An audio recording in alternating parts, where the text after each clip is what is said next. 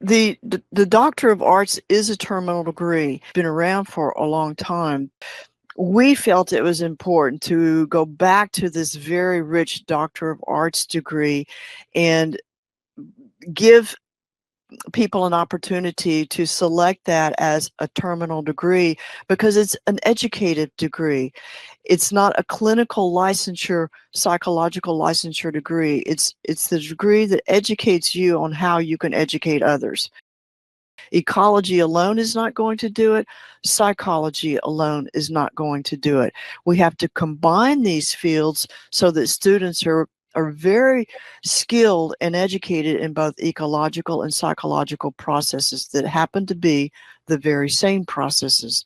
We really focus a lot on developing the senses, not just prioritizing visual optics. That's been a trope that the psychologists have used for centuries, that, you know, what you see is how it is.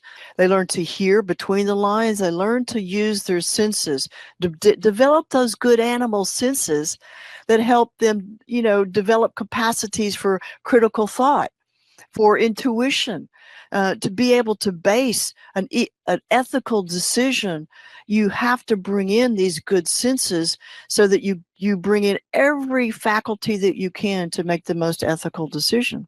Master's and doctoral students do go through the first 2 years of the curriculum together, and then they break off. The master's students will finish up with their master's thesis, and doctoral students continue on with their curricula.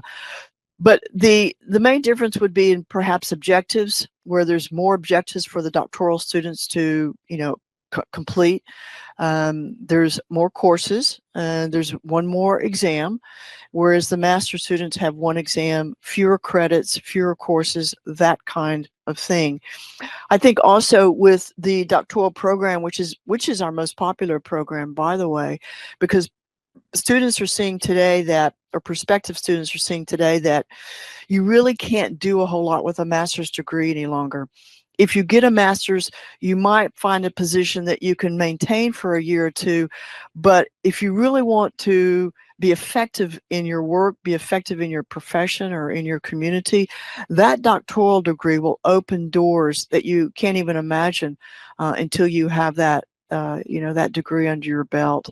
And so it's a little bit more rigorous, obviously, takes a little bit more time, and has a few more courses built into the curriculum, and then students complete a doctoral project.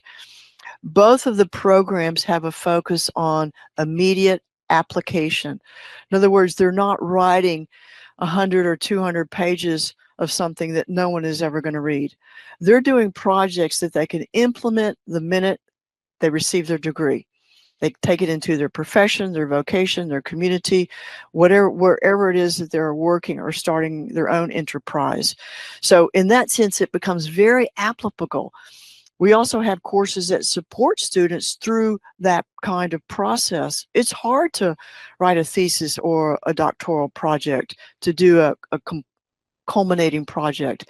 Most universities, you're out there on your own doing it, and you've got to figure things out on your own. And that can be a very lonely place. At Viridis, we have courses that are supportive courses for students as they go through their culminating master's or culminating doctoral project work. I sit on the advisory council for Harrison-Middleton University, which is a wonderful liberal arts university that focuses on the great books. And their president and director sits on our advisory board. So it's a very collaborative situation. We share a lot of information, whether it's through accreditation or state policies and procedures that we both have to follow, being universities. We also have